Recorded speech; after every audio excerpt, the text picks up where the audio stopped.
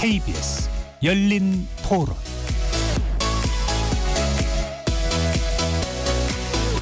안녕하십니까. KBS 열린 토론 배종찬입니다.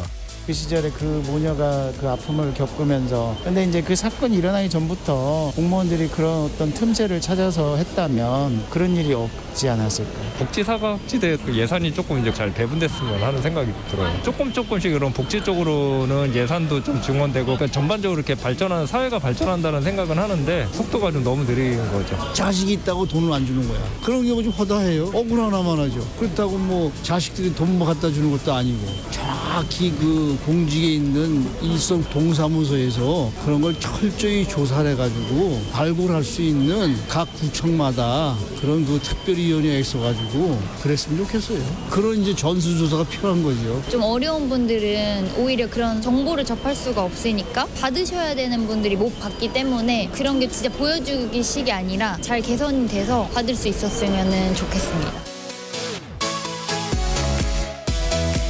거리에서 만난 시민 여러분의 목소리 어떻게 들으셨는지요? 죄송하다는 편지 안에 밀린 월세와 공과금 70만 원을 남기고 일가족이 생을 마감했던 송파구 새 모녀 사건 기억하시는지요? 지난 26일은 이 비극이 일어난 지 10년이 되는 날이었습니다.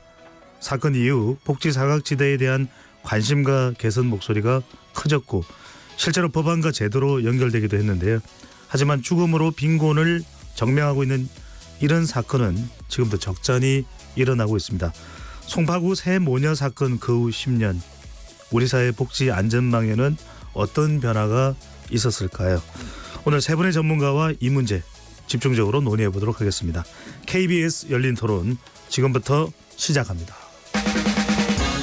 치열한 토론 속에서 더 나은 세상을 찾아갑니다. 올바른 세상을 만드는 첫걸음. 평일 저녁 7시 20분 KBS 열린 토론. 오늘 토론 함께 해주실 세 분 전문가 소개해드립니다. 참여연대 사회복지위원회 실행위원이신 김윤민 국립창원대 사회복지학과 교수 자리해 주셨고요. 어서 오십시오. 네, 안녕하십니까. 평택시청 사회복지과에서 근무하고 계신 이정은 한국사회복지행정연구회 사무총장 함께해 주셨습니다. 어서 오십시오. 반갑습니다. 전용호 인천대 사회복지학과 교수 함께하십니다. 어서 오십시오. 네. KBS 열린 토론 문자로 참여하실 분은 샵 9730으로 의견 남겨주시고요. 단문 50원, 장문 100원의 정보 이용료가 붙습니다. KBS 1라디오의 모든 프로그램은 유튜브에서도 함께할 수 있으니까요. 유튜브로도 많이 참여해 주시면 좋겠습니다. 자, 오늘 우리 사회에 꼭 필요한 주제입니다. 적잖은 충격을 줬던 서울 송파구 새 모녀 사건. 많은 분들이 이 이름으로 기억을 하고 있습니다. 송파구 새 모녀. 3명의 여성입니다. 자, 이 사건은 우리 사회는 빈곤과 복지 관심도 커졌고 반성도 했습니다. 서울시 송파구면 꽤나 잘 사는 동네인데 왜 그랬을까라는 또 역설적인 반응도 있었는데요. 우선 정 교수님. 네. 우리가 일단 다시 한번 좀 되새겨 볼 필요가 있을 것 같습니다. 서울시 송파구 새 모녀 사건 어떤 사건이었고 어떤 문제였고 어떤 아쉬움이 남는 그런 사건이었던가요? 네, 그 잘 아시는 것처럼 송파의 새 모녀가 생활고로 고생을 하시다가 집안에서 이제 번개탄을 피고 동반 자살하신 사건입니다. 집세와 이제 공과금 몫으로 한 70만 원을 남겨두고 이제 죄송하시다는 유서를 쓰고 돌아가신 건데요. 이제 이 사건을 통해서 우리가 정말로 경제적으로 되게 이제 대한민국이 발전한 나라이고 잘 사는 나라라고 알고 있지만 네. 사실은 이제 말씀하신 것처럼 그 잘 사는 송파 지역 내에서도 이렇게 가족이나 친척이나 이웃이나 지역사회나 심지어 이제 국가도 전혀 이들을 실질적으로 지원하지 못했다. 어떻게 보면 이제 복지제도에 큰 구멍이 난 것이다라고 볼 수가 있을 것 같습니다. 네. 이정은 사무총장께 안 여쭤볼 수가 없는데 그냥 이런 생각이 듭니다. 새 모녀가 죽을 각오로 뭔가를 했더라면 그래도 살 수 있지 않았을까. 정 안 되면 지자체라도 주민센터라도 송파구청에서 가서 호소했더라면 어떻게 좀 해결할 수 있는 방법이 없었을까 이런 고민이 있는데 당시 사건이 미친 파장 그 당시 그 사건을 어떻게 우리가 인식을 해야 될까요? 사회 안전망이 충분하지 못했다라는 기본적인 대전제는 저희들도 인정을 하고 있고요. 당시에 공직 사회에서도 굉장히 큰 반향이 있었던 사건이기도 했습니다. 특히 내가 힘들고 지칠 때 언제나 지원받을 수도 있고 다시 재개할 수 있다라는 믿음을 가질 수 있는 나라가 되겠다고 만들어진 국민기초생활보장법 그 제도로 저희들이 이제 임용이 되게 되고 많이 확충이 돼서 일을 하고 있었음에도 불구하고 정작 그런 분들을 도움을 드리지를 못했다는 그런 안타까움 그리고 또 절망감도 저희는 사실 들었던 것도 있었어요. 왜냐하면 그 해 바로 전년도에 사회복지 전담 공무원 4분이 업무 과중에 시달리면서 유서를 쓰시고 극단적 선택을 하시고 난 직후에 있었던 일이었기 때문이었어요. 그래서 제도가 촘촘하지 못했고 전달 체계는 지쳐 있었고 그리고 지원책은 충분하지 못했다. 저는 그렇게 평가하고 싶습니다. 네. 극단적인 선택을 한 것도 상당히 안타까운데 또 그렇게 되지 않을 방법은 없었던가도 상당히 우리가 고민스럽기도 한데 김 교수님 일단은 우리가 좀 아주 이 취약한 절망적인 상황에 놓인 사람들은 더 또 매몰되거든요. 그렇다면 누군가가 외부에서 그걸 좀 찾아내고 좀 손길을 뻗어줄 때 구원이 될 수 있는데 국가적으로 이런 복지 사각지대에 대한 대응의 그 이후의 변화 우리 시스템의 어떤 좀 개선 어떤 게 있었다고 좀 볼 수 있을까요? 우리가 소위 송파 세무녀법이라고 명명되고 있는 변화들, 제도의 변화들이 있죠. 관련 국민기초생활보장법과 그다음 관련 법들이 이제 뭐 개정되기도 하고 새로운 법들이 만들어지면서 결국 제도의 구멍을 메꿔야 되겠다라고 하는 제도적인 변화들이 있었고 지자체 차원에서 안전망을 강화하기 위한 복지허브를 만든다거나 뭐 가장 최근에 2021년 같은 경우에는 알지 못해서 지원받지 못하는 일이 없어야 된다라는 측면에서 뭐 관련 제도들이 만들어진다거나 그런 제도의 변화들은 있어 왔었습니다. 근데 그럼에도 불구하고 이 문제가 발생하고 있다. 그리고 반복되고 있다. 개선되지 않고 있다라고 하는 지점은 과연 이 법과 제도의 개선이 문제의 핵심과 본질을 잘 읽고 있는가라고 하는 부분에 대한 문제 제기를 가능하게 한다라고 볼 수 있을 것 같습니다. 아니 교수님 이 대목에서 궁금해집니다.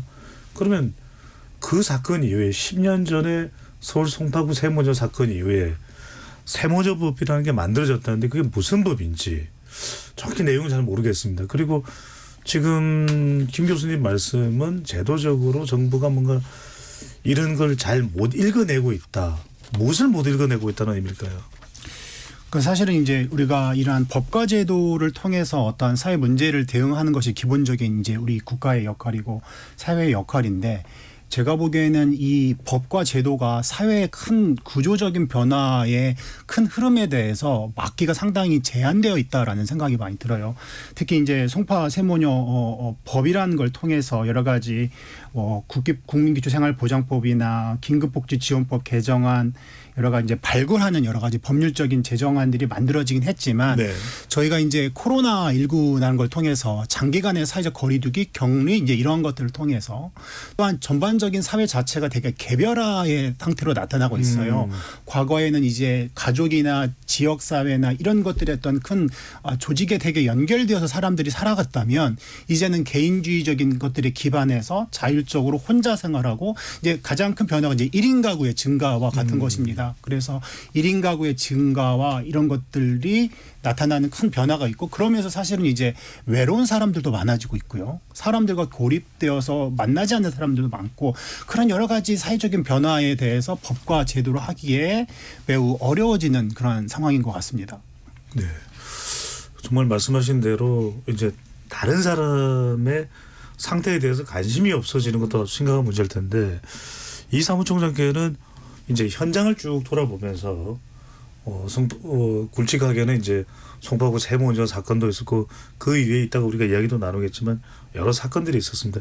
현장에서 볼 때는 이런 사각지대에 있어서 어떤 부분이 가장 우리가 지금 최우선적인 과제가 되는 건지 또 현안이 되는 건지 문제가 되는 건지 어떻게 볼 수 있을까요?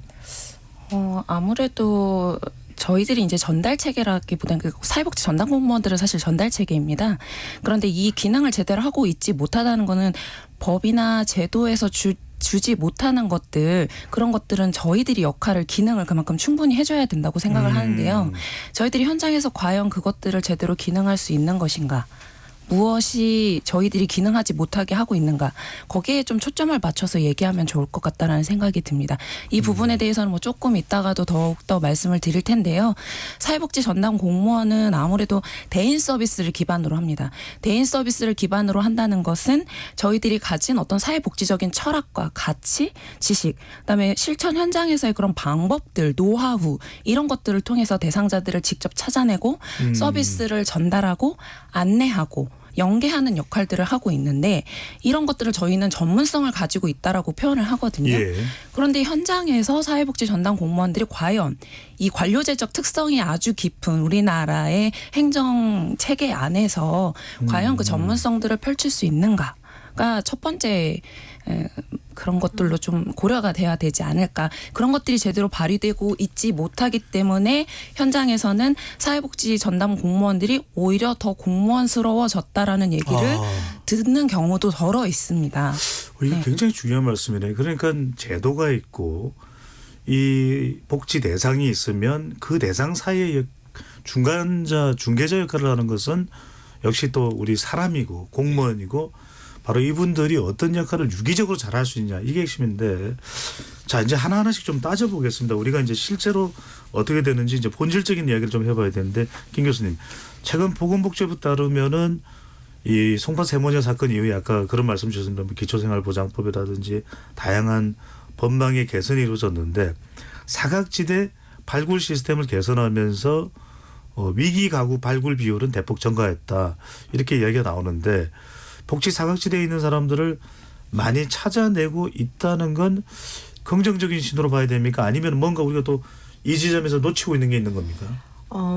물론 그동안 찾아내지 못했던 위기가구 발굴하는 비율이 증가했다라고 하는 것은 빈곤하지만 제도의 지원을 받지 못했던 이들이 제도의 지원을 받을 수 있는 기회를 갖게 되었다라는 측면에서 긍정적인 신호라고도 볼 수 있을 것 같습니다. 다만 우리가 중요하게 생각해야 되는 부분, 그리고 간과해서는 안 되는 부분은 그 이후의 일 같습니다. 결국 이들이 발굴되어서 제도와 연계되고 빈곤 문제를 해결할 수 있는 어떠한 지원을 충분히 받을 수 있는 것인가 라는 질문을 했을 때에는 그렇지 않다라고 또 부정적으로 이야기할 수밖에 없을 것 같습니다. 그러니까 또 발견하고 또 어떤 제도를 적절하게 또 연결해주고 그것을 유지하느냐가 관건이 될 텐데, 이 총장님, 현장에서 봤을 때 복지사각지대 노인분들을 찾아내는 방법, 사실 우리가 뭐 어떻게 일반인들은 알 수가 없습니다. 아무리 이웃이라도 그 집에 들어가 볼 수도 없으니까요. 최근에 뭐 AI를 이용해서 복지 위기 가구 발굴에 나서기도 한다는데, 일단 현장에서 어떻게 복지 위기 가구를 발굴해내는지 좀 사례들을 중심으로 좀 설명을 해주시면요. 저희는 이제 기존에는 찾아오시는 분들을 위주로 발굴을 했었다면, 이제 사회보장급여법이 신설이 되면서 복지 위기가구에 대한 그런 개인 정보들을 사회보장 정보 시스템, 즉 행복이음이라고 불리는 그 시스템으로 받아오게 됩니다. 그래서 그 정보들을 입수를 해서 이제 대상자군을 추리게 되고, 거기에는 이제 단수, 건강보험료와 같은 4대 보험료 체납이라든지, 아니면 개인 채무가 너무 많다든지, 뭐 아파트 관리비 체납, 이런 것들 위주로 이제 정보들이 들어오게 되는 거고요. 그렇다고 하면 그 대상자군들을 저희가 직접 현장 방문을 하거나 우편, 전화 등을 통해서 진짜 어려움이 있으신지 또는 심층적인 그런 상담이 필요한지 등을 확인하는 방법들을 통해서 진행을 하고 있고요. 그런데 여기서도 문제는 복지 위기가구 발굴 대상자 수는 늘어났지만 역시나 이를 확인하고 현장 점검을 해야 되는 사회복지 전 공무원 수는 그의 반절에 미치지도 못하고 있어서 항상 현장에서는 인력에 대한 문제들이 제기가 되고 있는 거죠. 이것도 고질적인 문제잖아요. 예, 맞습니다. 그래서 그런 문제들을 해결하고자 보건복지부에서 그 발굴 공무원이 부족한 문제점을 해결하기 위해서 AI 활용 위기가구 발굴 시스템을 지금 현재 시범사업으로 도입을 하고 있고요. 2024년 11월까지 전국 수원시를 비롯한 10개의 지자체와 시범사업을 하고 있습니다. 여기서는 먼저 AI가 위기 가구에 대한 대상자 정보를 입수해서 대상자에게 먼저 전화를 하게 되고 대상자의 본인 확인 후에 그런 위기 정보나 아니면 욕구에 대한 부분들을 확인을 하고 심층 면접을 희망하는 가구에 대해서는 지자체 공무원에게 연계해서 직접 현장 방문하고 상담할 수 있게끔 연결해 주는 그런 시스템이 지금 개발 중에 있습니다. 교수님, 이 발굴 시스템과 관련해서도 네. 방금 전에 이 사무총장께서 이제 현장에서 실제 사람의 손길이 충분하게 닿을 수가 없으니까 AI를 활용한다는 얘기였는데 아까 굉장히 중요한 말씀 주셨어요. 그러니까 그 개인이 처해 있는 상황이 굉장히 열악하거든요. 근데 네. 그런 부분들을 상당히 좀 개인들로서는 또는 가구로서는 수치스럽게 생각할 수도 있고 맞습니다. 그러니까 일반적인 상황하고 다를 것 같아요. 왜냐하면 가서 어려우시죠? 그럼 아이고 감사합니다. 어려운데 와주셔서 그런 반응도 있으면 굉장히 다양할 텐데 네, 네. 이런 발굴과 접촉 부분에서 우리가 좀 신경 써야 될 부분도 있지 않을까요? 네, 맞습니다. 사실 이제 발굴 시스템이 좀 개선되었다고 하지만 여전히 이제 지역별 격차가 심하고요. 사회적으로 개별화되고 1인 가구가 늘어나고 고립되고 이러한 이제 저소득층 분들이 계속 늘어나고 있는데 그거에 대응할 만큼의 어떤 공적인 시스템들을 우리가 구축하지 못했다라고 보여집니다.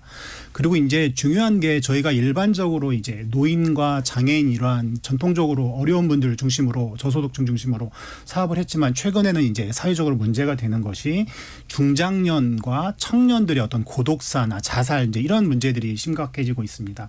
그런데 이제 이런 분들의 특징 중에 하나는 이제 어렵게 대상자를 공무원들이나 또는 지역 주민이 찾아서 발굴하셨다고 하더라도 당사자들께서 내가 왜 이러한 복지 서비스를 받아야 되느냐 거부하시는 경우도 상당히 많이 있습니다.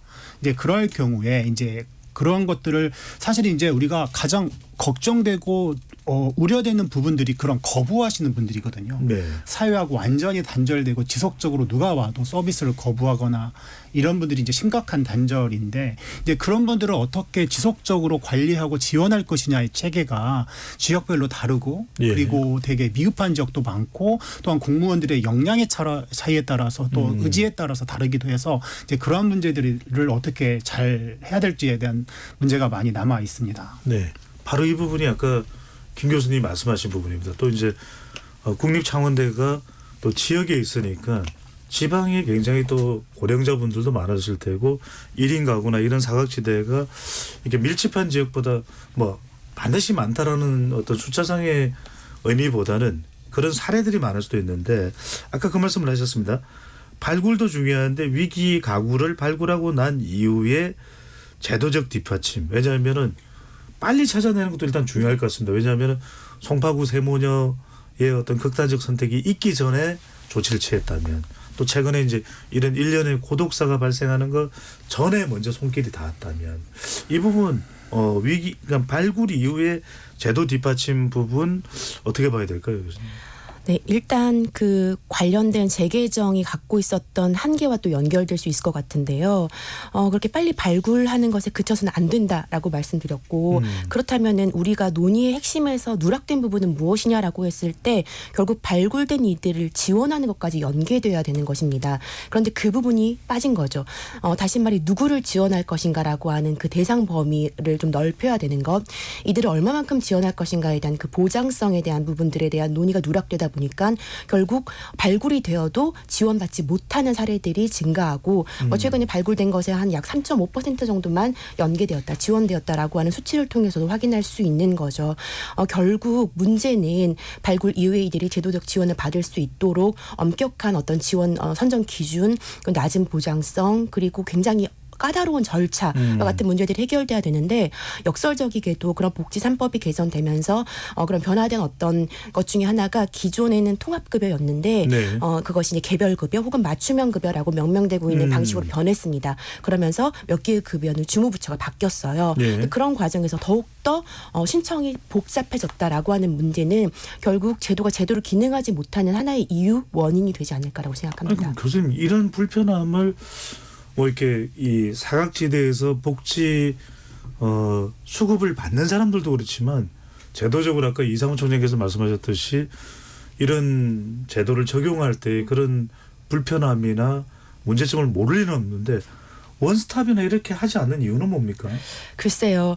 그 당시에 이런 문제 제기가 있었습니다. 그런데 당시 관계자들의 말에 따르면 그렇지 않다. 기존과 동일한 방식으로 지원하고 신청하고 동일한 방식으로 지원받기 때문에 절대 그 바뀌기 전보다 불편함이 없다라고 주장을 했습니다.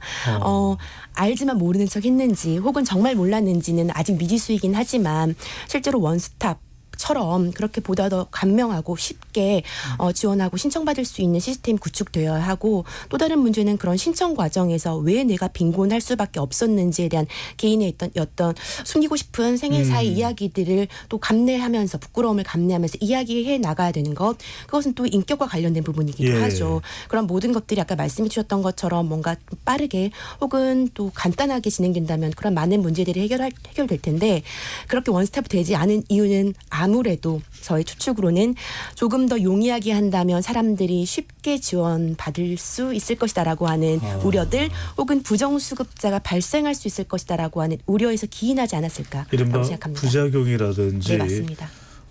무임승차하는 그 비율을 최소화하기 위한 근데 참 그게 그렇다고 해서 주 목적이 되어서는 안 될 텐데 사무총장님 이게 지금 우리 이야기 나누다 보니까 이 토론에서도 어떤 부분이 좀 우선돼야 될지 좀 더 초점이 맞춰져야 될지 이걸 발견할 수 있는데 이렇게 원스톱이 못 되는 이유가 뭘까요? 제가 현장에서 근무를 하다 볼 때 항상 느꼈던 것들이 제도들이 굉장히 많아졌습니다. 그리고 굉장히 촘촘해진 결과 그 제도권 안에서의 그 선정 기준액이 너무 다릅니다. 그래서 어떤 선정 기준은 되고 어떤 선정 기준은 안 되고 예를 들어 재산 기준을 볼 때 재산도 각 보장마다 다 다르고요. 소득 인정액 방식도 다 그 선정 기준마다 다릅니다. 아무래도 한정된 예산 안에서 제도를 운영할 수밖에 없는 그런 태생적인 한계를 지니고 있기 때문에 이렇게 제도가 더욱더 복잡해지는 문제는 없지 않는가 그런 생각이 좀 들거든요. 우리나라가 알려지다시피 저부담을 가지고 아주 다차원적인 사회보장제도를 운영하고 있는 나라이기도 합니다.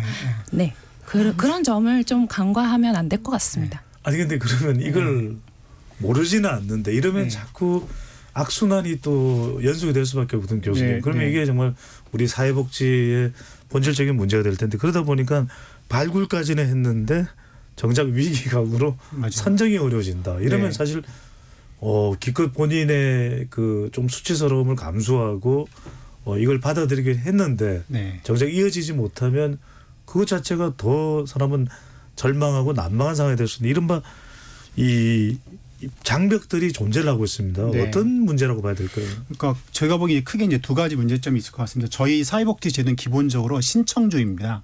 신청주의라는 건 뭐냐면은 그 당사자가 사회복지가 필요한 당사자가 그 사업에 대한 정보나 내용을 알아서 그거를 동주민센터에 가서 신청을 해야만 받을 수 있는 제도입니다. 그런데 사실은 저희가 잘 아시는 것처럼 노인이나 장애인이나 정신질환이 있거나 그런 분들 같은 경우에는 사회복지 제도가 아까 총장님께서 말씀하신 것처럼 자격 조건이나 기준들이 너무 복잡하고 내용이 많으니까 이게 어떤 사업인지 잘 모르는 경우가 많아요. 근데 그렇다면 이제 그분들에게 누가 지속적으로 정보를 제공해서 그분들을 이제 복지 제도 영역으로 끌고 들어와야 되는데 이제 우리는 이제 그게 안 이루어지고 있고 다 개인에게 맡겨 있는 상황입니다. 그래서 전 이 신청주의가 행정적으로 매우 부담이 되겠지만 어떤 권리에 기반해서 어떤 시스템에 기반해서 그들이 일정한 자격 조건이 되면은 복지제도를 이용할 수 있도록 그거를 통보해주고 알려주는 시스템으로 구축을 해야 되는데 그러다 보니까 정보가 많은 사람들은 이것저것 많이 이용을 하고 정보가 없고 정말 필요한 사람들은 도움을 받지 못하고 더 이제 집으로 더 소외될 수밖에 없는 여기서도 상황입니다. 양극화 현상이 그렇습니다. 정보의 격차에 따른 보건복지 서비스 접근과 이용에 큰 격차가 발생할 수 있습니다. 그러니까 뭐 부자가 예를 들어서 본인의 투자 수익률을 더 올리기 위해서 정보에 좀 차이가 발생하는 건 이해가 되지만 이건 정말 절망적인 사고가 발생하지 않습니까? 맞습니다. 이 세모녀 사건이라든지 그 외에 네, 김 교수님 그러면 우리하고 비슷한 수준에 있는 외국도 이렇게 좀 신청주의나 이런 것에 대해서 문제가 발생하는지 아니면 일본이나 미국이나 독일처럼 복지 선진국은 뭔가 좀 다른 해결책을 찾았는지도 궁금합니다. 미국 같은 경우는 사실 우리가 이야기하는 낙인과 관련된 이슈들이 많이 있습니다. 더 비슷하게 좀 심하지 않은가라고 생각을 하고요. 그 외에 우리가 뭐 덴마크, 노르웨이, 스웨덴처럼 북구 유럽 복지가 잘 발전된 나라다라고 했을 경우는 선별주의보다는 보편주의적인 어떤 복지 정책이 많이 발달하고 있습니다. 소위 말해 선별은 누가 가난하지, 누가 가장 취약하지라는 것들을 확인하고 그들을 뽑아서 지원해 주는 거죠. 그러다 보니까 스티그마, 낙인이 발생할 수 있고 선별의 과정에서 발생하는 우리가 지금 이야기하고 있는 많은 문제들이 노출될 수 있는데요. 이건 무상급식 때도 그런 네, 얘기였어요. 맞습니다. 근데 그것이 조금 더 보편화되면서 권리성이 강조되죠. 물론 국민기초생활보장법에서도 권리성이 명시되었지만 저는 그것은 관련 법에 명시된 피상적인 수준의 어떤 권리에 불과하다라고 생각합니다. 실제로 권리성이 취약할 수밖에 없는 것이고요. 그러다 보니 보편적인 정책으로 나아가는 국가 같은 경우는 우리가 이야기하고 있는 그런 많은 문제들이 최소화된 아예 없다라고 볼 수 없겠지만 예. 우리나라처럼 그렇게 심하다라고 볼 수 없을 것 같습니다. 저 물론 이제 재원의 확보라든지 그렇죠.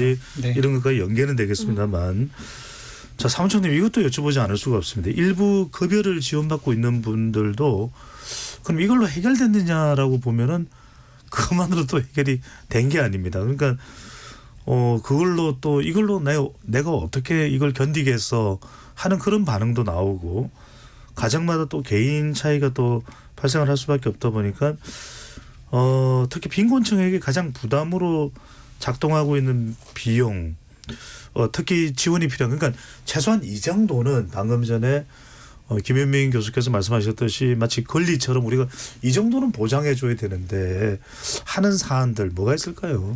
아무래도 저소득층 분들은 그 의식주가 가장 중요한 부분이 아닌가 싶습니다. 그거는 어떤 국민이든지 기본적으로 갖춰야 되는 요소인데요. 사실 취약계층일수록 오히려 최근에 물가 상승률이 굉장히 올라갔지 않습니까? 그런데 일반 국민, 근로를 할 수 있는 국민들 같은 경우에는 소득을 더 번다든지 하는 것들로 이것들을 이제 해결해 나갈 수 있는데요. 취약계층은 사실 정부의 수급비나 아주 적은 그런 공적 급여 같은 것만으로 이제 생활을 유지한단 말입니다. 그래서 특히나 이렇게 한파라든지 폭염 그리고 이제 광열 수도비 같은 것들이 이제 많이 상승했을 때는 이분들에게 어려움이 더 가중될 수밖에 없다.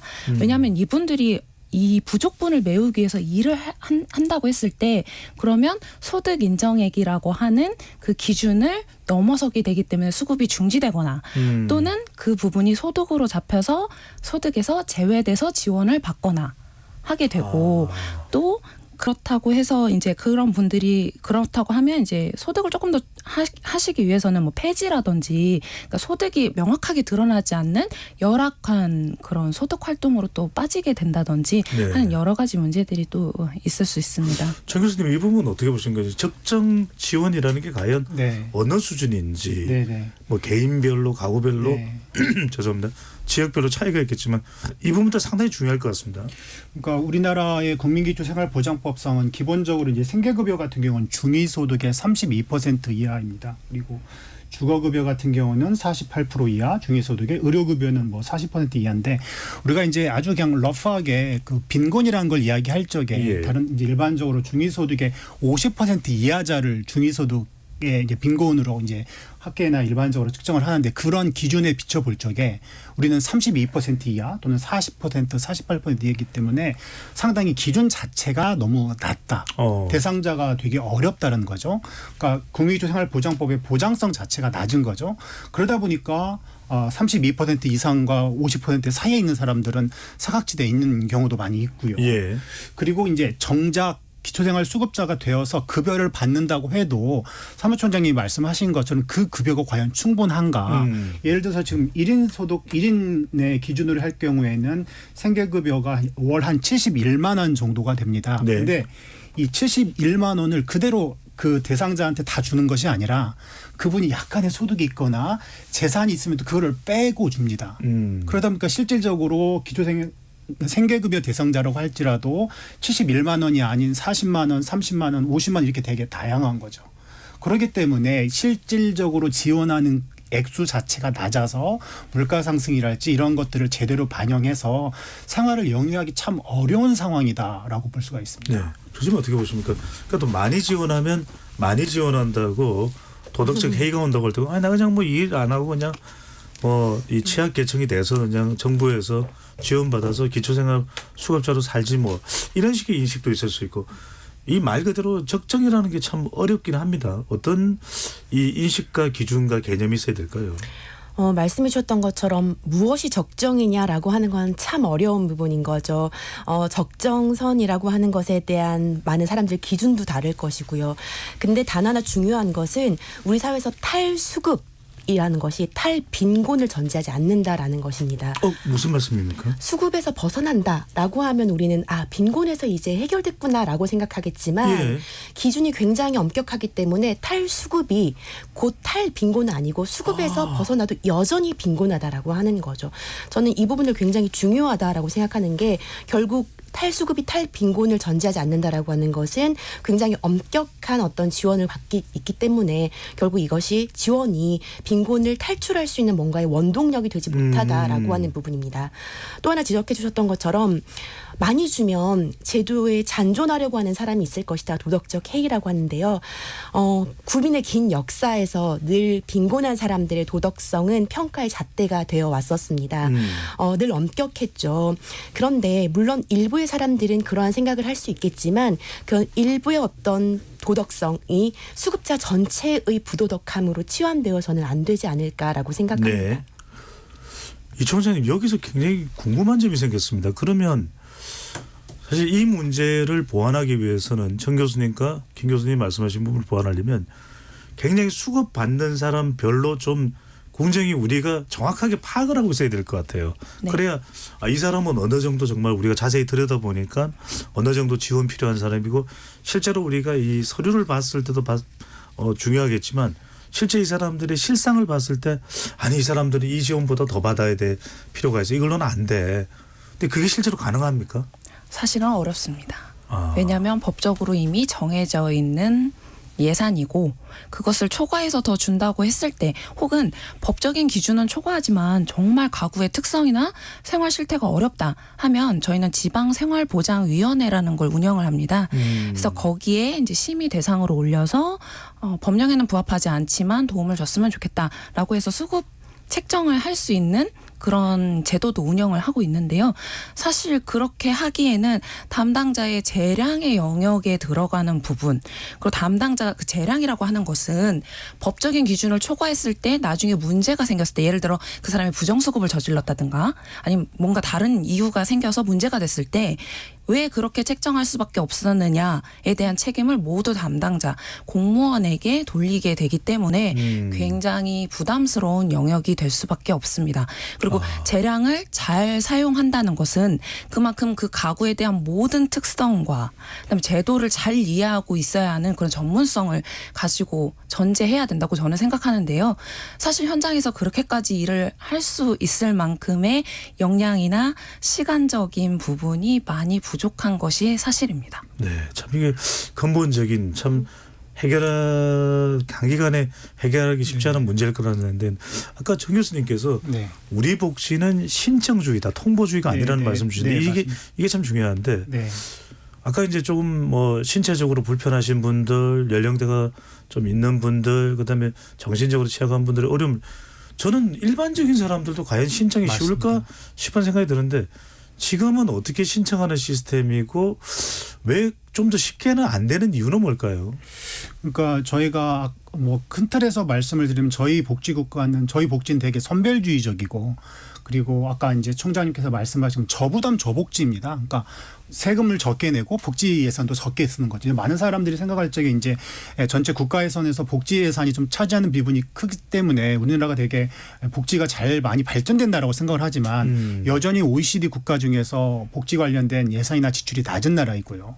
사실은 이 빈곤과 관련된 이 예산들은 기재부에서 되게 엄격하게 오랫동안 증가를 통제했던 부분들이고 특히 이제 부양 의무자 조건이나 여러 가지 조건들이 있어서 그런 것들을 아주 꼼꼼하게 따져서 했던 것들입니다. 이제 조금씩 나아지고 있지만 그러한 그 현장의 어떤 그런 급증하는 여러 가지 사회 문제를 대응하기는 어렵고요.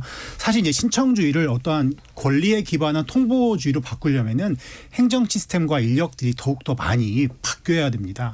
그리고 이제 사실은 이제 AI나 이런 것들이 기반해서 좀 더 시스템들을 체계적으로 만들어서 그걸 가지고 통보를 해야 되죠. 이제 관련해서 이제 저희가 이제 하고 있는 것 중에 하나가 이제 복지와 관련된 정보를 제공해주는 시스템들이 있습니다. 사회보장정보원에서 정보를 제공하고 있는데요. 근데 이제 그러한 것들도 아직까지는 시작 단계여서 제공하는 서비스의 종류가 제한적이고 대상자가 제한적이고 이러한 여러 가지 문제가 있어서 사실은 행정에 큰 변화를 해야 되는데 이제 여러 가지 변화가 예산이나 인력이 수반되니까 그걸 지금 엄두를 내지 못하는 상황인 것 같습니다. 김 교수님 또 안 여쭤볼 수가 없습니다.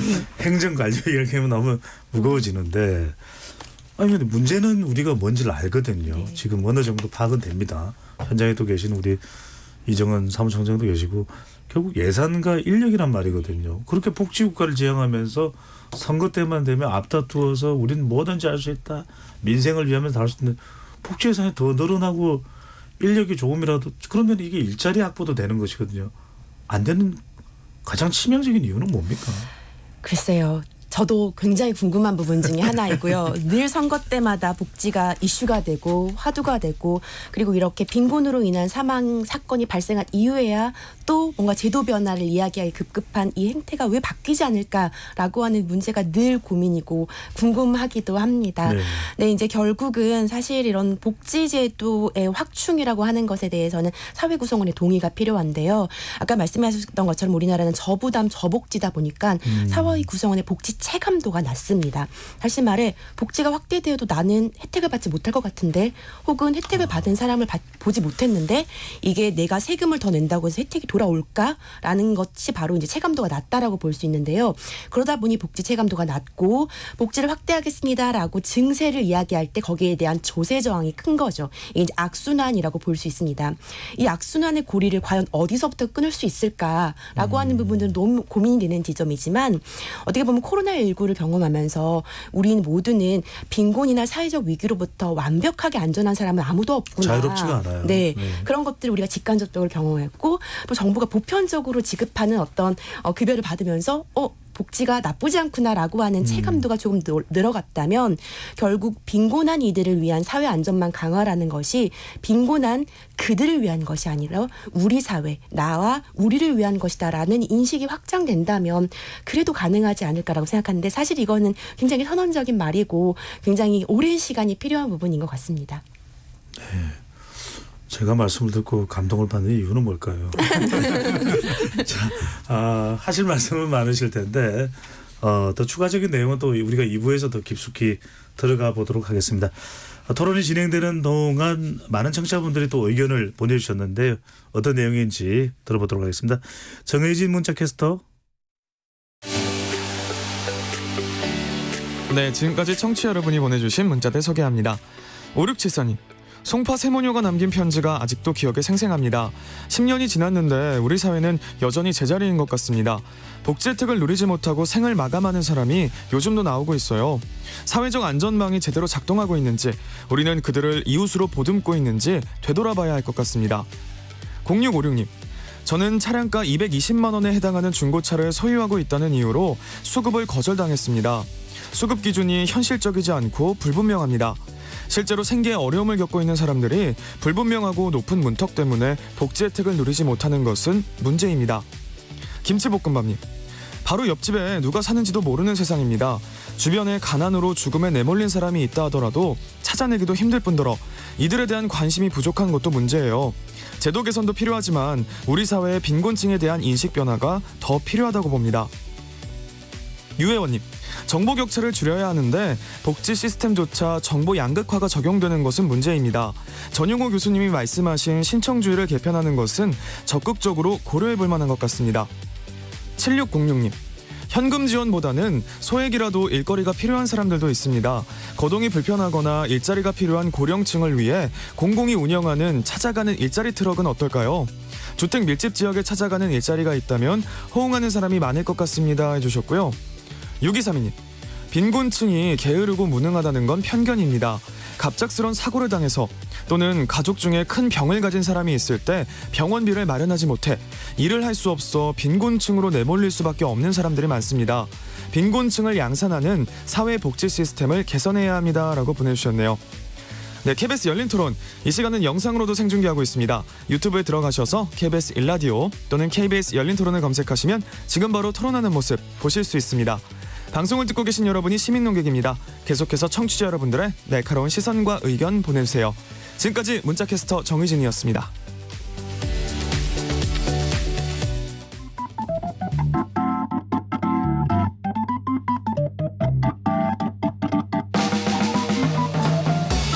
세상을 바꾸는 질문, 열린 토론이 시작합니다.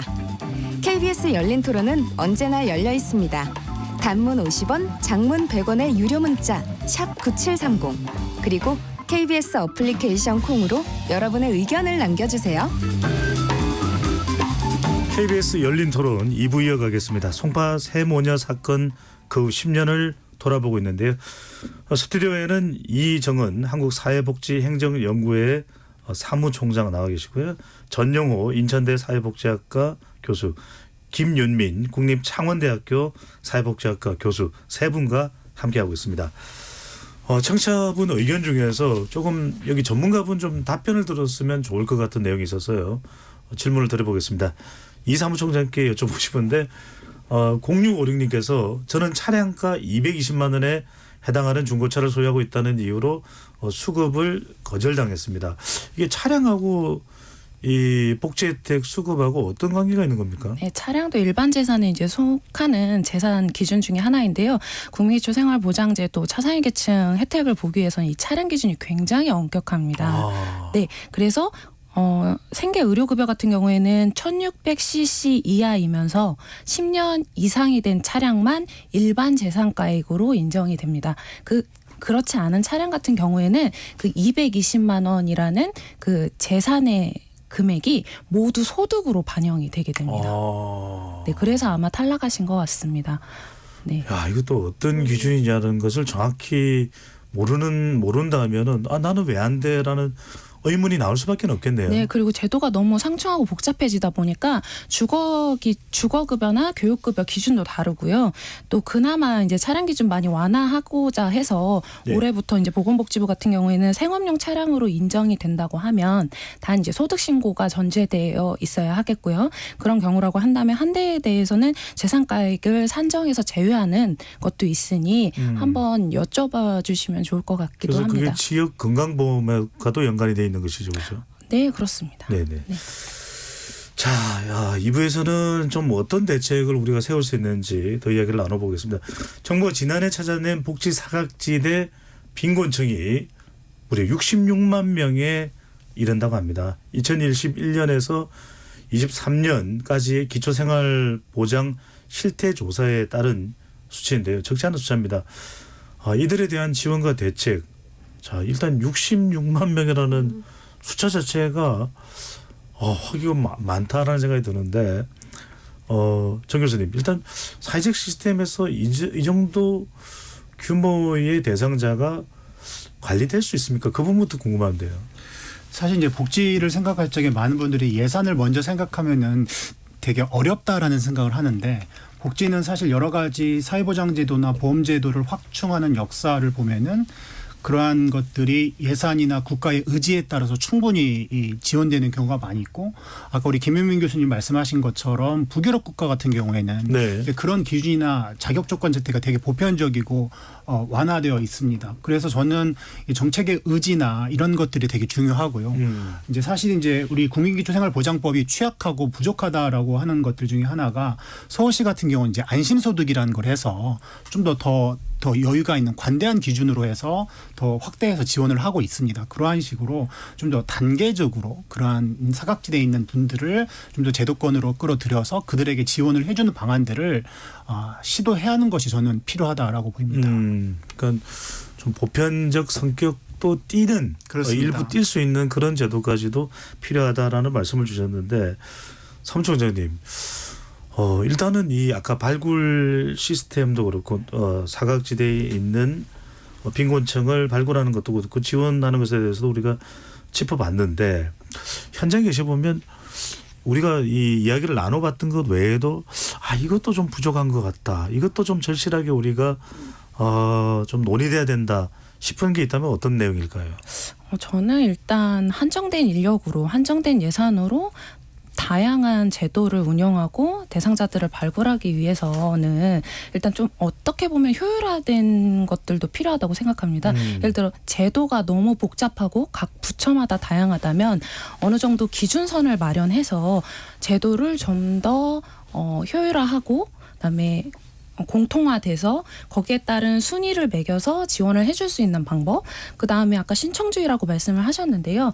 예를 들어서 장애를 가지고 있다고 하면 내가 수급자라고 하면 자동으로 장애 수당이 내가 신청하지 않아도 연결이 된다든가 아이를 가지고 있는 한부모 가족이라고 한다면 굳이 신청하지 않아도 소득 인정액 안에 들어온다면 가정 양육비가 자동으로 생성돼서 지원이 되게끔 한다든가 네. 차상위 계층이라고 한다면 수급자라고 한다면 내가 문화생활을 누릴 수 있어야 되니 책정이 됨과 동시에 문화누리 카드가 신청이 돼서 연계하게끔 한다던가 아니면 이런 제도들이 있습니다 하고 알려주고 대상자가 신청하지 않으면 찾아가서 신청을 하지 못하는 이유에 대해서 확인할 수 있는 그런 시스템이 좀 마련이 되면 좋을 것 같고요.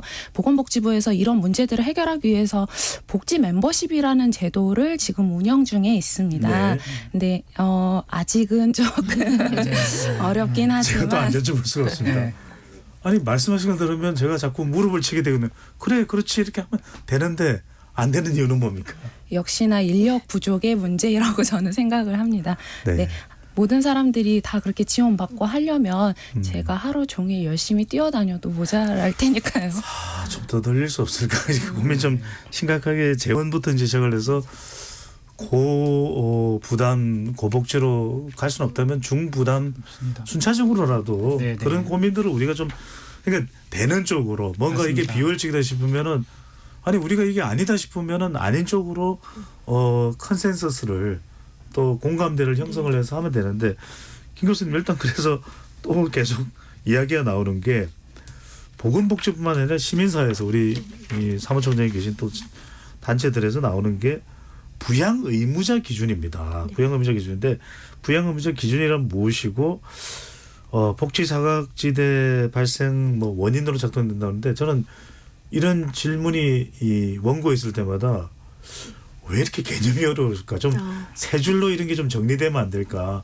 초등학생도 이해할 수 있는 아니 초등학생이 아니라 유치원생 아닌 어린이집 애들도 좀 이해할 수 있는 내용으로 좀 설명이 되면 안 될까 싶은데 일단 좀 쉽게 설명해 주시죠. 부양 의무자 기준이 뭐고 왜 이게 문제가 되는 겁니까?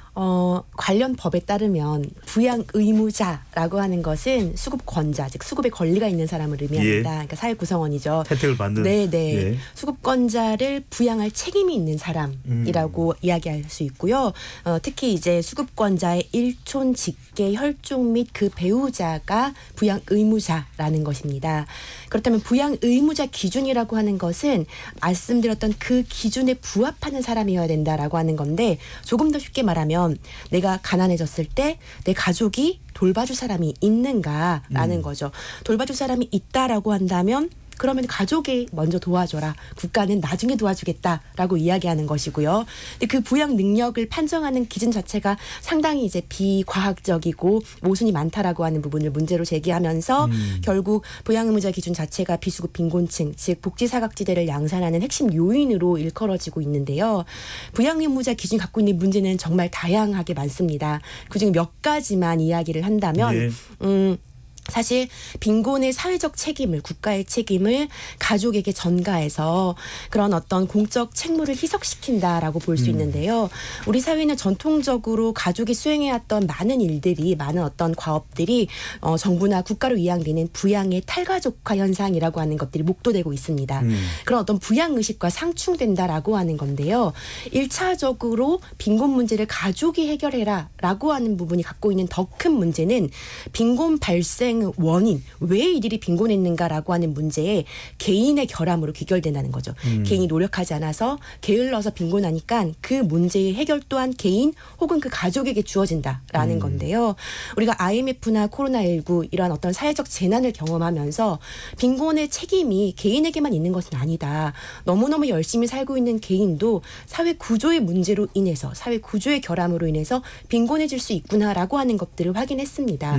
결국 빈곤의 책임은 개인에게만 지우는 것이 아니고 국가, 공적인 의무 또한 존재하는데 1차적으로 그 책임을 가족에게 지우는 부양의무자 기준이 갖고 있는 맹점, 문제점을 지적할 수 있고, 또 다른 문제는 빈곤의 확대 재생산인데요.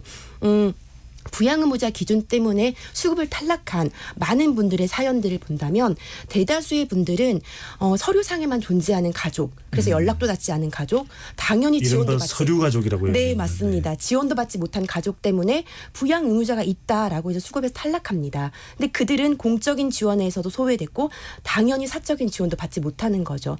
특히 이러한 분들 중에 어르신들이 되게 많은데요. 노동 능력이 미미하거나 거의 없는 노인들 같은 경우에는 공적, 사적 부양으로부터 소외되었을 경우에 결국 극단의 빈곤에 처하게 되고 네. 그래서 결국 목숨을 끊는 사건들이 발생할 수밖에 없는 거죠. 교수님 그냥 마저 여쭤보면 이제 부양 의무자 기준이라는 거 그러면 차라리 없애자 할 수도 있는데 이제 없애면 마치 이제 약속 대련처럼 네. 그냥 나 우리 정말 철천지 원수인 걸로 하고 자식이랑 나랑은 난 그냥 수급을 받을게, 이런 이제 문제점을 이제 지적받을 수 있기 때문에 못 없앤다는 얘기를 하는데, 그래도 개선할 방법이 뭔가 있지는 않겠습니까? 네, 저는 사실 부양의무자 기준을 완전 폐지해야 된다라고 주장하는 입장이긴 한데요. 네. 말씀하셨던 부정수급 문제와 우려에 대해서는 부양의무자 기준을 폐지해서는 안 된다, 혹은 조금 더 천천히 폐지해야 된다라는 입장을 갖고 있는 분들이 많이 이제 주장하는 부분이라고 볼 수 있습니다. 근데 그런 어떤 부정수급의 사례로 일반적으로 말하고 있는 그런 본인이 갖고 있는 재산을 가족에게 이양하거나 양도하거나 은닉해서 수급을 받을 것이다, 혹은 의도적으로 가족을 분리시켜서 수급을 받을 것이다, 이런 어떤 의혹들이 있는데요. 사실상 그거는 현재의 법 그리고 행복이험 시스템의 데이터를 통해서 충분히 컨트롤할 수 있는 부분이라고 볼 수 있습니다. 부양의무자 기준이 그럼에도 불구하고 이제 폐지되어야 되는 이유는 그럼에도 불구하고 발생할 수 있는 부정수급자가 있겠죠. 그리고 그 문제를 해결하는 것은 필요하지만 우리가 좀 본질적으로 다가갔을 때 부양의무자 기준 때문에 부정수급자가 있을 것이고, 그러기 때문에 이걸 폐지해서는 안 돼라고 하는 것은 부양의무자 기준 때문에 목숨을 잃은 그 수많은 사람들의 어떤 생명과 무엇이 더 경중을 따진다라고 했을 때 폐지가 되어야 되지 않을까. 우리는 이들의 도덕성을 알지 못하면서 사전에 이들을 범죄자화하는 건 아닌가, 이런 생각도 합니다. 교수님은 어떻게 생각하십니까? 이 문제가 중요해 보이니까요. 네. 사실 이제 우리는 자본주의 사회에서 살고 있잖아요. 예. 자본주의는 기본적으로 경쟁이라는 구조가 있고, 이 좋은 사회적 자원을 사람들이 서로 획득하기 위해서 경쟁하는 거고, 사회 구조 전반적으로 보면 누구는 위너가 되지만 누구는 루저가 될 수밖에 없는 구조입니다. 결국에 이 자본주의가 양극화되고 심화되면은 결국에는 우리 사회에서 누군가는, 그 사람이 잘났던 분들 누군가는 루저가 되어서 사회에서 어려운 위치에 취할 수밖에 없는 거죠. 그러면 그분들의 삶에 대해서 개인들이 너희들이 알아서 하라는 거는 너무 무책임한 거고, 국가의 기본적인 책무는 그러한 분들에게도 인간답게 살 수 있는 삶의 여건들을 만들어주는 것이 국가의 권리입니다. 그러한 측면에서 볼 적에 아까도 이제 말씀드린 것처럼 사회가 갈수록 가족이 누군가를 돌봐주겠다, 친구가 돌봐주겠다, 친척이 돌봐주겠다, 지역사회가 돌봐주겠다, 그러한 것들의 고리가 약해지고 있습니다. 아하. 그렇기 때문에 더욱더 이런 상황에서는 국가가 적극적으로 역할을 하지 않으면 그분들은 정말로 생계나 삶을 유지할 수 없습니다. 그렇게 지금 이미 그런 상황이기 때문에 많은 분들이 삶에 의미가 없는 거예요. 삶은 너무 힘든데 예. 가족도 안 도와주고 이 친구들도 안 도와주고 만날 사람도 없고, 그러니까 이제 자살이나 고독사나 극단적인 상황이 이미 발생하고 있기 때문에 이건 적극적으로 국가가 기본적인 책무로서 해야 될 것이라고 생각합니다. 그러면 교수님도 김현민 교수와 마찬가지로 부양의무자 기준을 없애야 된다고 보십니까? 아니면 봅니다. 개선을 하는 것이 저는 부양 의무자 조건은 현재의 개별화되는 그러한 사회 변화를 고려할 적에 과감하게 폐지하고 그 부양 의무자 조건을 사실 하는 이유는 복지부보다는 기재부가 예산을 타이트하고 적게 쓰기 위한 하나의 방법이고 그것들을 이데올로기적으로 뭐 부정수급이나 이런 걸로 하고 있지만 사실 복지의 부정수급이라 어디에서다 이런 분들은 일정 부분 발생할 수밖에 없는 거잖아요. 네. 그래서 저는 사회 변화를 감안할 적에 부양 의무자는 과감하게 폐지하는 것이 현실적이고 알겠습니다. 그렇지 않음으로 인해서 많은 사람들이 피해를 보고 있다라고 봅니다. 예. 이 사무총장도 이 논의에 뛰어들어와 주신다면요. 제가 말을 해도 되는지 네네. 말씀하십시오. 네. 모르겠지만 아까도 생각이 다를 수도 있는 거니까요. 네. 네. 아까도 저희 같은 이제 통합조사관리팀 직원하고 얘기를 하다가 그 직원의 말을 제가 좀 대신 인용을 좀 하고자 하는데요. 저희가 부양 의무자 기준은 사실 맞춤형 급여로 개편이 되면서 교육급여, 주거급여는 이미 2018년 10월까지 없어졌습니다. 하지만 아직 남아 잔존해 있는 건 생계급여와 의료급여입니다.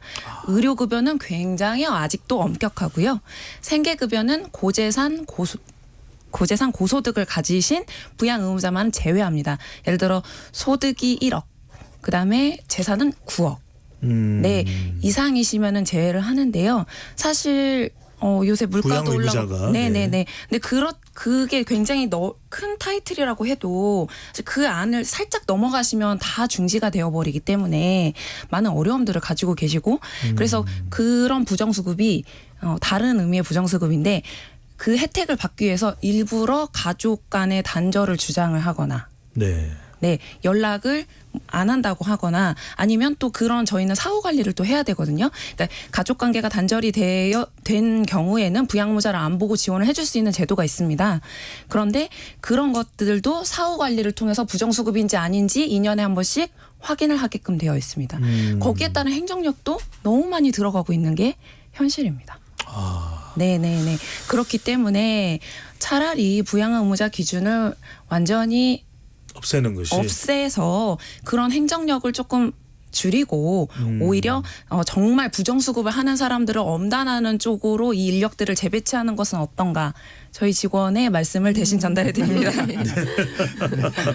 자, 또 중요한 개념이 하나 더 있어서 안 여쭤볼 수가 있는데 이것도 세 분이 같이 좀 논의해 주시면 좋을 건데 먼저 정 교수님부터요. 네. 송파 세모녀 사건 이후에 아까 잠깐 언급은 해주셨지만 기초생활보장을 위해 도입된 기준 중위소득의 도입 목표와 이것도 이제 좀 다르게 도입 취지와는 다르게 작동되고 있다, 이런 또 평가가 나오는데 어떤 어점이 존재하는 겁니까? 또 이것도 마찬가지로 그렇다면 뭐 어떤 식으로 개선을 하면 더 좋은 것일지. 네, 기준 중위소득은 이제 기본적으로 가구 소득의 딱 50% 중간에 있는 사람들의 소득을 기준 중위소득이라고 하는데요.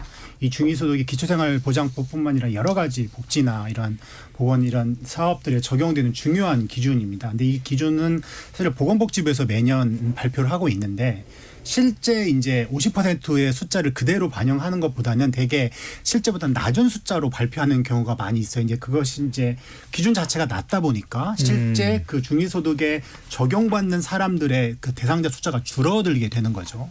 이제 그래서 이제 일각의 이제 변호사나 이제 학계에서는 그 중위소득 기준 자체를 좀 더 현실화해서 하는 것이 실제 제도의 취지에 맞다라고 주장을 하고 있는데 사실 이제 이건 사실 이제 예산하고 연결되어 있기 때문에 기재부나 복지부에서 이제 그러한 예산의 한계성들을 고려해서 좀 되게 보수적으로 실제보다 낮게 하다 보니까 또 다른 사각지대가 발생하는 그러한 악순환 문제들이 계속 있는 것 같습니다. 결국 재원과 관련됐을 텐데 그러면 조금이라도 더 실제 50% 절반의 중위에 가까울수록 좀 옮겨가면 이 복지 사각지대를 개선하는 데는 현실적인 실질적인 도움과 보탬은 되는 겁니까, 김 교수님?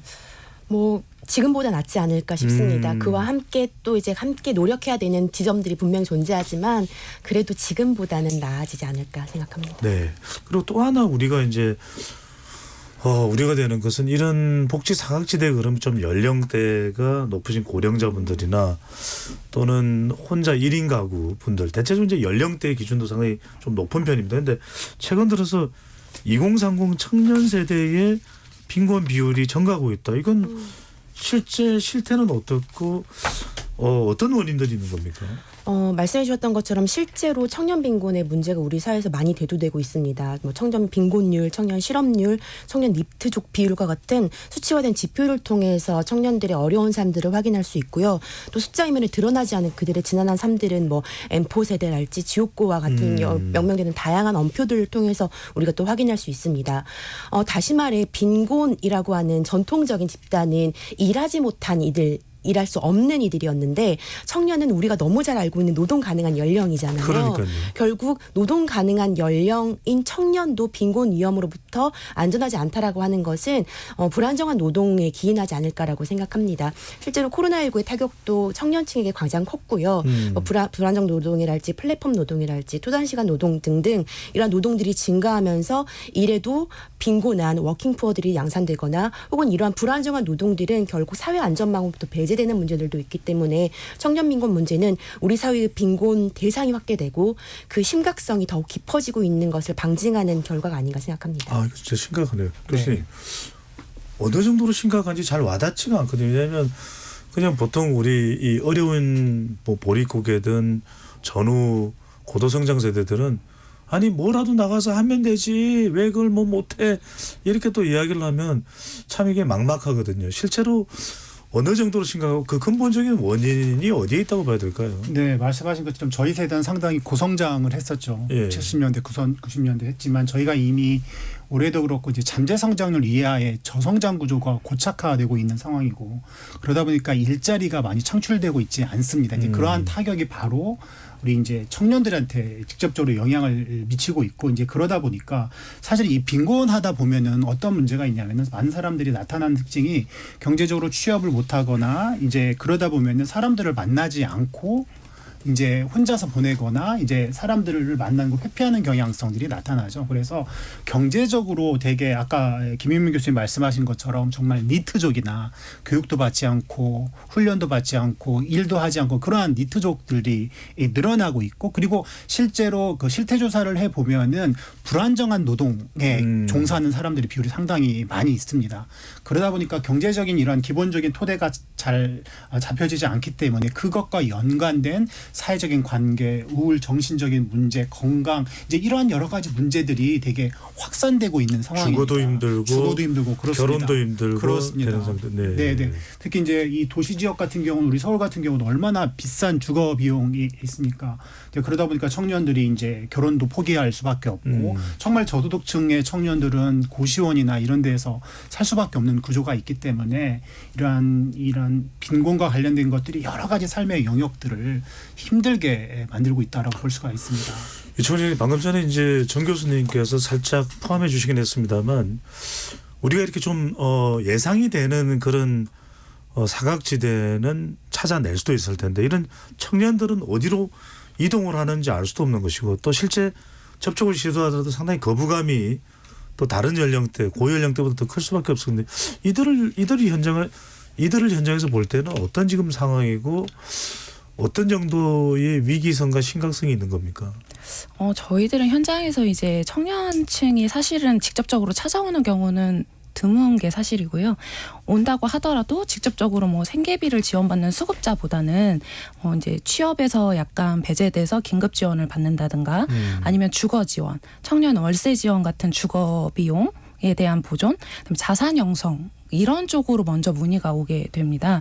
그래서 뭔가 일하고 있는 것 같고 내가 열심히 노력하고 있는데 잘 안 되고 있다라는 식으로 이제 오시는 경우에 저희들이 많이 말씀을 드리고 있는 거고요. 실질적으로 1인 가구 청년층 같은 경우에 보건복지부가 발표한 1인 가구 사회보장 수급 실태 분석 결과를 봤는데요. 1인 가구인데 청년 가구다. 그렇다면 생계비를 받는 대상자는 얼마를 받느냐. 기초생활 수급액이 아까도 말씀드렸던 것처럼 각각 다 가구의 특성마다 다르다고 했지 않습니까? 그런데 놀랍게도 61만 원 정도 수준이었습니다. 작년의 기준에. 서요. 그리고 자산 빈곤율도 67%나 된다고 합니다. 아무래도 그러니까 소득이 불안정하고 고물가가 계속 지속이 되다 보니 소득이 있어도 불안정할 테고 그 소득을 물가가 높으니 사용하는 지출처가 많아지다 보니까 자산 형성할 수 있는 기회도 줄어들고 그러다 보니까 계속 악순환이 반복되고 있는 것은 아닌가 그런 생각이 들게 됩니다. 오늘 KBS 열린 토론 송파 세모녀 사건 10년 그 이후에 우리 복지사각지대 얼마나 개선됐는지 여부에 대해서 집중적으로 토론을 해보고 있습니다. 이제 마무리를 할 시간인데요. 세 분 전문가께서 각각 1분 정도 시간을 드릴 수 있는데 이 복지사각지대 개선을 위해서 뭐가 제일 핵심일까?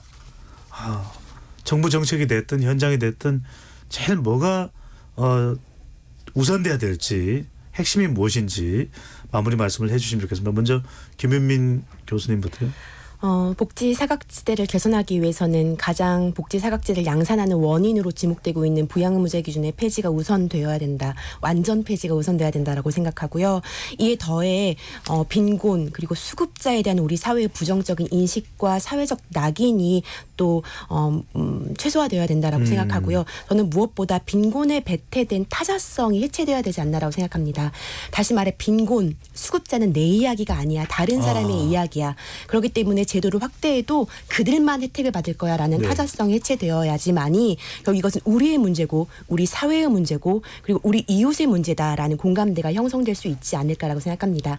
마지막으로 제가 되게 중요하게 생각한 문구가 있는데요. 지금은 또 바우만이라는 사회학자는 가장 약한 기둥의 강도가 교각, 즉 다리의 견고함을 결정하는 것처럼 한 사회의 안정성은 가장 취약한 이들의 삶에 결정된다라고 이야기했습니다.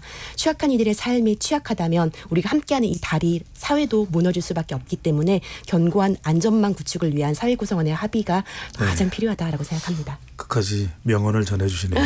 네, 이 총장님. 네, 저는 사회복지 전담 공무원이기 때문에 이 말씀을 꼭 드리고 싶습니다. 어떤 사회적인 문제가 됐을 때 예산이라든지 법령이라든지 하는 하드웨어적인 부분에만 사실 많이 치중이 되어 있는데요. 사실 아까도 말씀드렸지만 사회복지 전담 공무원은 현장에서 직접 취약계층을 대면하며 그들의 삶 속에서 함께하는 정말 그런 공무원들입니다. 제일 중요하죠. 네, 그런데 그런 사람들이 제대로 기능하지 못하고 있다는 얘기가 10년 전에도 나왔고 20년 전에도 똑같았고 현재도 계속 반복 유지가 되고 있다면 과연 무엇이 문제인가에 대해서는 한 번쯤 다시 한번 생각을 해 주셨으면 좋겠고요. 저희들은 아무래도 그 전문성 있는 인력으로서 가지고 있어야 되는 여러 가지 항목들이 많습니다.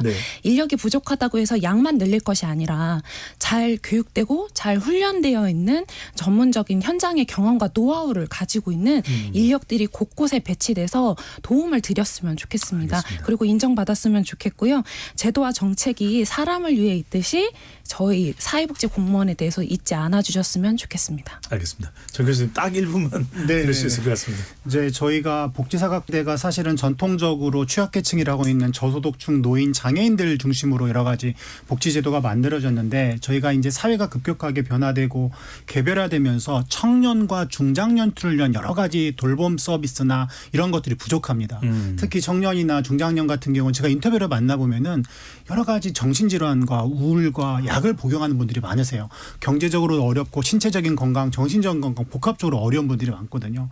이제 그래서 사실은 이 복지사각지대 지대가 청년, 중장년을 포함하기 때문에 전 연령대가 사실은 대상이 된다라고 볼 수 있고 그러한 상황에서 더 이상 어떤 가족이나 지역에 기반할 수 없는 상황에서 더욱더 국가가 역할을 해서 그들이 정말 인터뷰하다 보면 그냥 내일 죽고 싶어요. 살 의미가 없어 이러는데 뭔가 의미를 찾아주고 실질적인 지원을 하는 그러한 국가가 됐으면 좋겠습니다. 네. 세 분 말씀이 다른 어떤 주제보다도 오늘 절절히 와닿는 그런 토론이었습니다. KBS 열린 토론 이것으로 모두 마무리하겠습니다. 오늘 함께해 주신 세 분 감사합니다. 감사합니다. 지금까지 KBS 열린 토론 배종찬이었습니다.